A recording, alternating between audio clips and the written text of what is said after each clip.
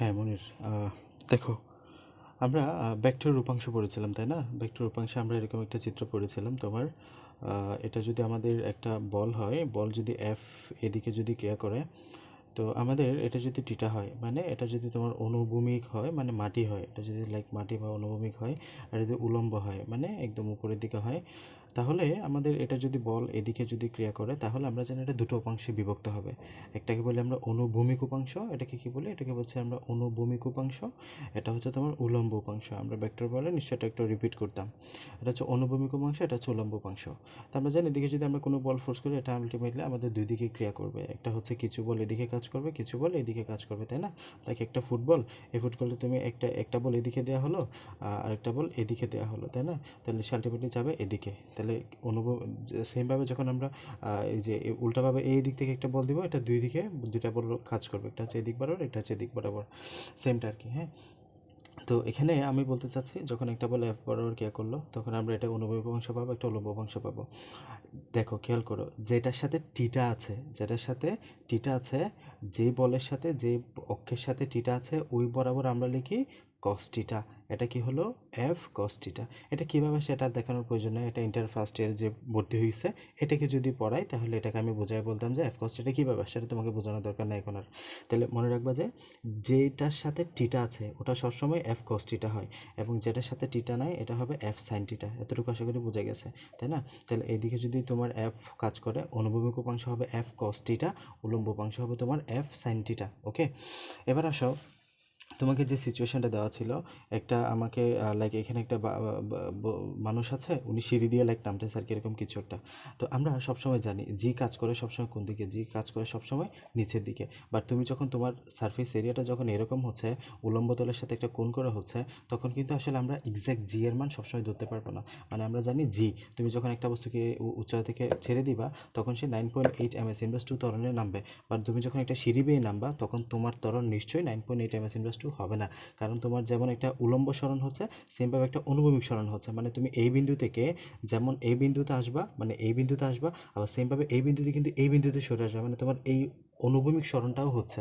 তার মানে একসাথে উলম্ব সরণ একটা অনুভূমিক সরণ, এই দুইটা কিন্তু একসাথে হচ্ছে এই জায়গাটাতে। তো খেয়াল করো, তখন আমাকে আসলে এই জিটা আমি ইউজ করতে পারবো না। এই জি থেকে আমাকে কিছু ক্যালকুলেশন করতে হবে। তো আমার এই জিটা কাজ করতেছে একদম উলম্ব বরাবরে, আমাকে বের করতে হবে এই বরাবর কোন জিটা আমার, এই বরাবর কত ত্বরণ আমাকে হচ্ছে। এই ত্বরণকে আমরা ধরলাম এ টু, এই ত্বরণকে আমরা কি ধরলাম, এই ত্বরণকে ধরবো আমরা এ টু ত্বরণ বা এ ত্বরণ, তোমার বই এ টু ধরা হয়েছে।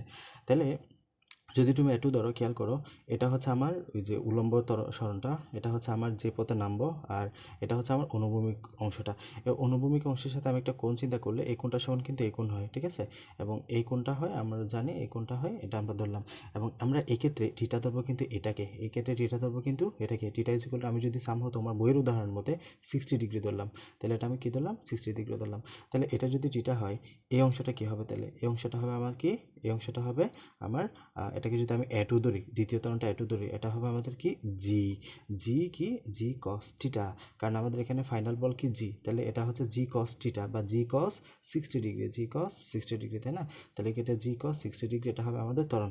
কারণ এক্ষেত্রে বল কাজ করতে আলটিমেটলি আমাদের জিটা, মানে এক্ষেত্রে আমি এফ ধরেছি, এটা ত্বরণ নিয়ে কাজ করতেছে, ত্বরণের জিটা লিখবা তুমি, এখানে বলের কোনো ইয়ার বিষয় নাই। তাহলে এক্ষেত্রে আমি এটা পাচ্ছি জি কস 60 ডিগ্রি, আর এদিকেটা পাবা কত, জি সাইন 60 ডিগ্রি। ওকে, এটা গেল। তাহলে এটা হচ্ছে এদিকে জি সাইন, এটা তো আমার কোনো কাজ নাই। এই ধরনের আমার কোনো কাজ আছে?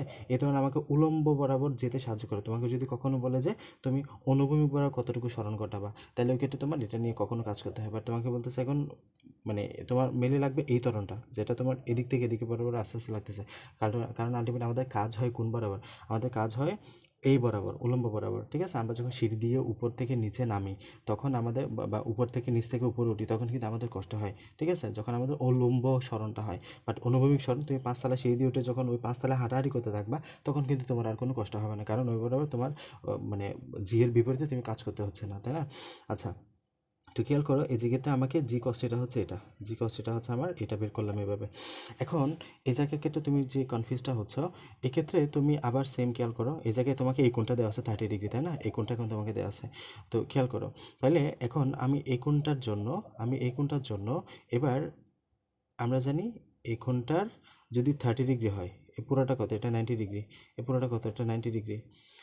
এটা যদি 30 ডিগ্রি হয়, এটা যদি 90 ডিগ্রি হয়, 120 ডিগ্রি, তিনটা 180 ডিগ্রি, আমাদের 3 কোণের সমষ্টি 180 ডিগ্রি, তার মানে এই কোণের মান কত? 60 ডিগ্রি না?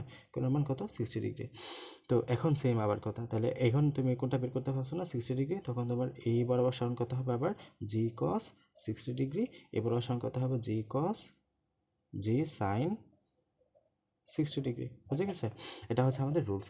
এখন তুমি যদি কখনো এই কোণটা নিয়ে কাজ করতে চাও, তাও সমস্যা নেই, কারণ এক্ষেত্রে তুমি যদি এই কোণটা নিয়ে কাজ করতে চাও, খেয়াল করো, তুমি যখন এই কোণটা নিয়ে কাজ করবা, আর এখানে খেয়াল করো, জি কস 60 যে কথা, এবং আমাদেরকে জি কস 60 আসলো। এবার আমি তোমাকে যেটা বলতে চাচ্ছি, এই জায়গায় তুমি যদি কখনো এই কোণটা নিয়ে কাজ করো, তোমার এই কোণটা তুমি বের করো না, আমি চাচ্ছি আমি এই কোণটা নিয়ে কাজ করতে, তাহলে এটা হয় 30 ডিগ্রি। আমি আগে বললাম, তুমি এখানে দুইটা দিক পাবা, একটা হচ্ছে এই দিক বরাবর তোমার ডিরেকশন আসবে, একটা হচ্ছে এই দিক বরাবর তোমার ডিরেকশন আসবে। তাহলে তুমি এক্ষেত্রে আমরা জানি এই দিক বরাবর এই কোণটা কত হবে, এটা যদি 30 ডিগ্রি হয়, এটাও কত হবে? এটা হবে 30 ডিগ্রি। ঠিক আছে? জ্যাটের বিপরীতে কোণ, এটা কোণ সমান এটা হয়।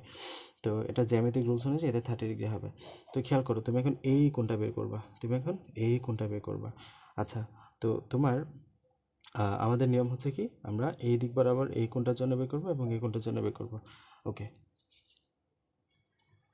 ওকে তাহলে যখন আমাদের তুমি এই কোণটা নিয়ে কাজ করবা, তখনই খেয়াল করো এই জায়গাটাতে আমাদের এইটার মান তাহলে কী হবে? আমরা জানি যেটার সাথে তুমি কোণ ধরবা ওটা তুমি কস ধরবা, তাহলে এটার মান হবে তখন জি কস 30 ডিগ্রি। তাহলে এটা তখন কী হবে? এটা তখন হবে তোমার জি সাইন 30 ডিগ্রি। ঠিক আছে? তাহলে এখন এটার মান কত আসছে তোমার? এর মান জি সাইন 30 ডিগ্রি। আগে কত পাইছো? জি কস 60 ডিগ্রি। কস 60 এর ভ্যালু যত, সাইন 30 এর ভ্যালু তত।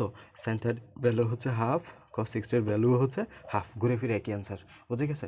মানে তুমি মূলত এই জায়গায় এটা বুঝো নাই যে এদিকে তোমার এই কোণটা তোমার কত? 60 ডিগ্রি। তুমি এই কোণটা দিয়ে করছো, এই কোণটা তোমার কত দেওয়া আছে? জি কস 60 দিয়ে তুমি এটা বের করতে পারছো। বাট যখন এটা তোমার যখন তোমার এই কোণটা দেওয়া আছে, এই কোণটা 30 দেওয়া আছে, তখন তোমার সূত্র হয়ে গেছে জি সাইন 30 ডিগ্রি। তখন কিন্তু আসলে একই কথা, কস 60 এর ভ্যালু যে কথা, সাইন 30 এর ভ্যালু একই কথা। কারণ তোমাকে এক্ষেত্রে এই কোণটা দিয়ে করছে, তুমি তাও এই কোণটা না রেখেও এটা বের করো। এটা যদি 30 ডিগ্রি হয়, এটা যদি 90 ডিগ্রি, এটা কত হবে? 60 ডিগ্রি। তখন তুমি আবার এটার মতো করে ফেলো। এটা তখন তুমি ওই যে কস দিয়ে করতে পারবা, কারণ আমরা জানি যেটার সাথে হয় টিটা, ওটার সাথে আমরা কস ধরি। ঠিক আছে? তো তারপরে আমি আগামী ক্লাসে ভেক্টর যখন পড়াবো, তখন এটা নিয়ে আরেকবার আলোচনা করবো, তাহলে বিষয়টা আরও ক্লিয়ার হয়ে যাবে। ঠিক আছে?